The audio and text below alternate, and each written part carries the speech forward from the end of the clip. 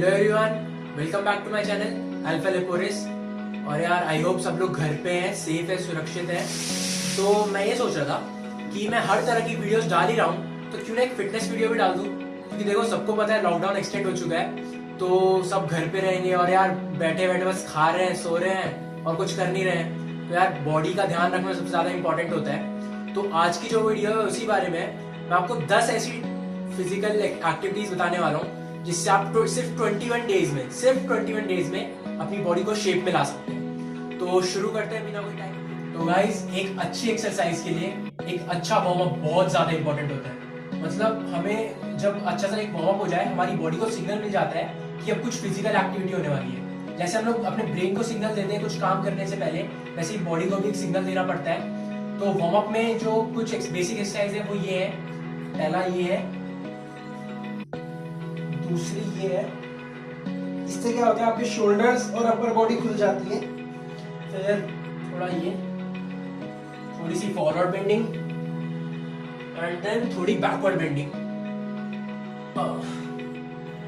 और अब warm up में ही हम लोग जो पार्ट 2 करने वाले हैं उसमें ये हम लोग थोड़ी जंपिंग करेंगे, जो हम लोग को स्कूल में पीटी में कराई जाती है। उससे फुल बॉडी वार्म अप हो जाएगी। तो स्टार्ट करते हैं। ये फर्स्ट टाइप ऑफ जंपिंग है। ये कम से कम 10 to 20 सारे आप करेंगे तो अच्छा वार्म अप हो जाता है। फिर इसका जो नेक्स्ट वर्जन है वो ये है।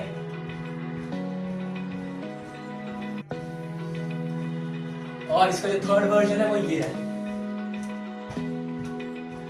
तो ये अपना बेसिक वार्म अप है। ये एक अच्छा सा वार्म अप हो गया हमारा। और इस वीडियो को एंड तक देखो। लास्ट में आपको 3 ऐसी टिप्स एंड ट्रिक्स बताने वाला हूँ जिससे पूरा जो 10 एक्सरसाइज है बहुत इजी हो जाएंगी और जो बॉडी शेप में है बहुत इजीली आ जाएगी। तो एंड तक देखो ये वीडियो। तो गाइस, जो दूसरी एक्सरसाइज है वो ये है कि अब हम हैंड टू टो टच करने वाले हैं। तो ये भी 2 तरह के मैं आपको बताता हूँ कैसे होते हैं। अपने लेग्स को अपार्ट कर लो थोड़ा इतने डिस्टेंस पे, then right hand to left toe ऐसे टच होना चाहिए।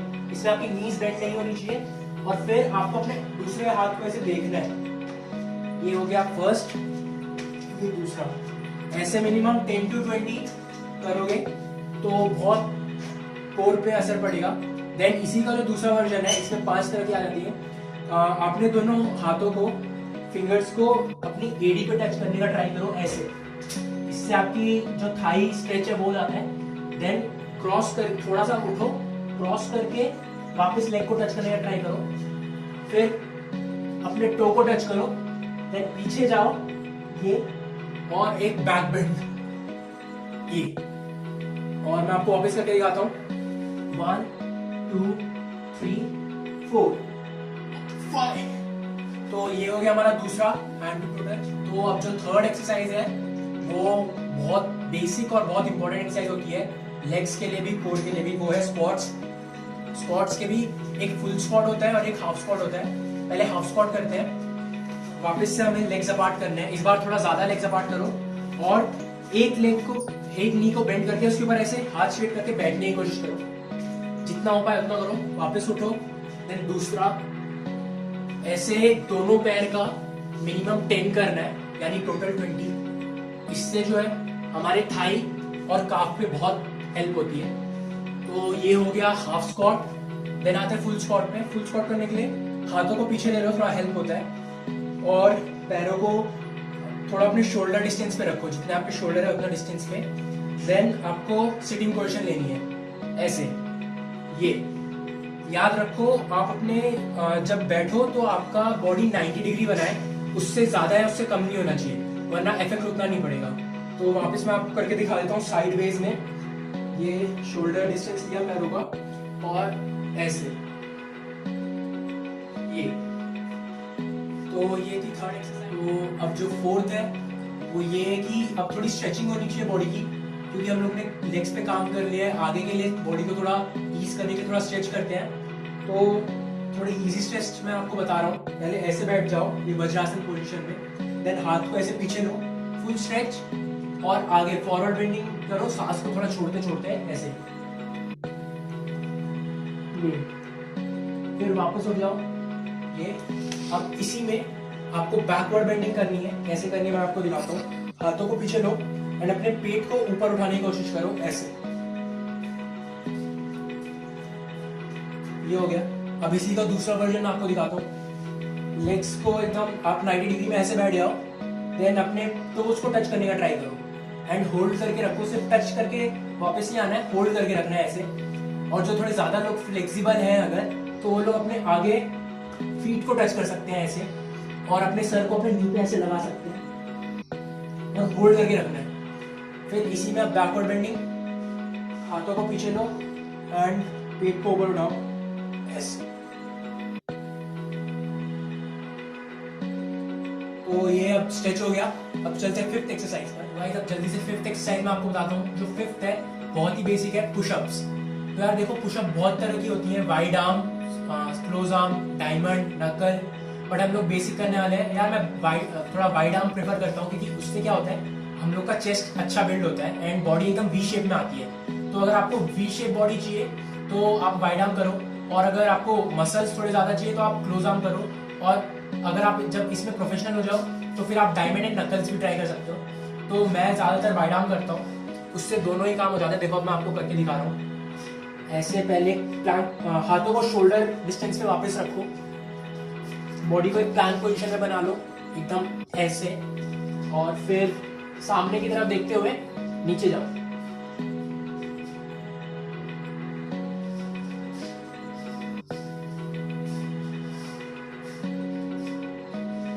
ऐसे कम से कम आपको 15 से 20 करने पड़ेंगे।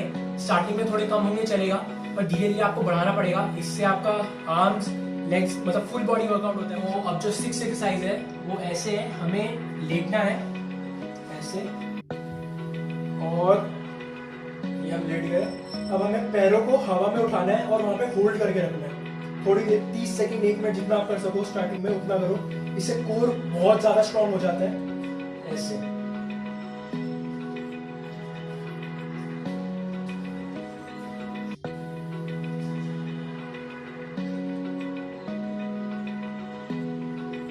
ये मिनिमम आपको 30 सेकंड तो करना ही है।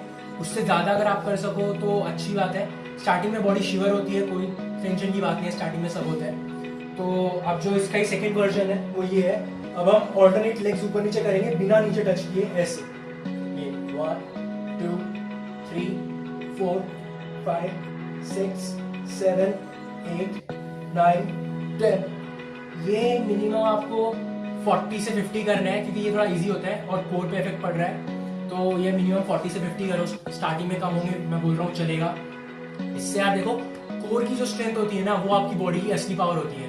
अगर कोर में स्ट्रेंथ है, आप में पावर है। कोर में नहीं है, कुछ नहीं है। तो सबसे ज्यादा ध्यान हमें कोर पे देना। तो अब जो 7th है वो भी बेसिक है, मतलब हाँ बेसिक ही है। प्लैंक पोजीशन है। उसमें क्या, आप लोग ऐसे हाथ पे ऐसे शोल्डर डिस्टेंस से थोड़ा सा कम, आपको ऐसे और अपने टोज के ऊपर ऐसे हो जाना एकदम स्ट्रेट। कम से कम 1 मिनट, उससे ज्यादा जितना जो कर सके वो कर लो। स्टार्टिंग में बॉडी ऐसे ऐसे ऐसे वाइब्रेट हो सकती है, कोई टेंशन की बात नहीं है। और इससे फिर से मैं बता रहा हूँ, आपके कोर पे बहुत असर पड़ता है, लेग्स पे पड़ता है, हाथ पे पड़ता है, फुल बॉडी पे पड़ता है। तो इससे मिनिमम 1 मिनट और मैक्सिमम जो जितना कर सके, वाइब्रेट हो गई चलेगा, बट करो। बहुत ज्यादा इफेक्टिव है ये वाली एक्सरसाइज, बहुत ज्यादा इफेक्टिव है। फुल बॉडी को कोऑर्डिनेट करे। जो 8th है वो है crunches. Yes, most basic exercise. इसमें भी देखो यार, कोर सारा खेलना कोर का, मैं बार बार बोल रहा हूँ, कोर पे ध्यान दो, कोर पे ध्यान दो। पैरों को थोड़ा सा दूर रखो और मिनिमम डिस्टेंस रखो पैर और हिप्स के बीच में। देन नीज जॉइन और ऐसे लेट जाओ। हाथों को सर के पीछे ऐसे इस तरह जॉइंट करके रखो और ऐसे। फिर धीरे धीरे स्टार्टिंग में ये,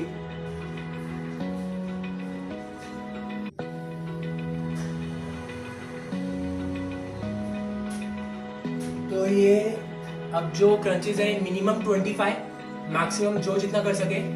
इससे फिर से हमारे कोर पे बहुत इफेक्ट पड़ता है। एंड यार स्पेशली बॉयज जो लोग एब्स बनाना चाहते हैं और बॉडी अच्छी करना चाहते हैं, ये वाली जो है ना, अगर क्रंचेस आप अच्छे से करोगे, लिटरली आप 21 डेज में बहुत इजीली अपने बॉडी को शेप में ला सकते हो और एब्स का जो बेस है वो बहुत इजीली बन जाएगा।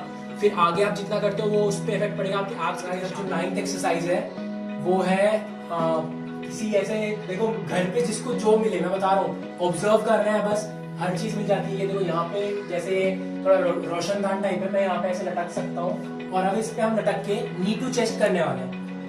तो अब देखो हम लोग ऐसे लटक जाते हैं, और जो मोस्ट बेसिक गलती लोग करते हैं ना, मैं भी करता था स्टार्टिंग में, ऐसे लटक के ना हम लोग जब नी टू चेस्ट चलते हैं हम लोग ऐसे ऐसे आगे पीछे ऐसे झूलने लगते हैं। तो सबसे पहले ये झूलना बंद करना है। बेस्ट चीज ये है, पैरों को इसके लिए थोड़ा आगे लो, पैरों को ऐसे पूरा जोर लगा दो ऐसे, फिर स्टार्ट करो। 1 2 3 4 5 6 7 8 9 10। तो ये 10 भी बहुत है, जो स्टार्टर्स है वो 5 भी। गाइस अब जो 10th एक्सरसाइज है वो लास्ट एक्सरसाइज का थोड़ा एडवांस वर्जन है, वो है एल शेप। हाँ, अगर आपने सारी एक्सरसाइजेस बाकी की एकदम अच्छे से कर ली है और आपका कोर एकदम फिट हो गया है तो आप एल शेप के लिए रेडी हो।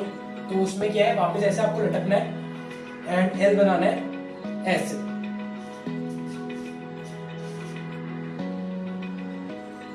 तो इसमें शिवरिंग हो सकती है स्टार्टिंग में, बट ये सारी एक्सरसाइज का मतलब बाप है, एक तरह से एडवांस है बहुत।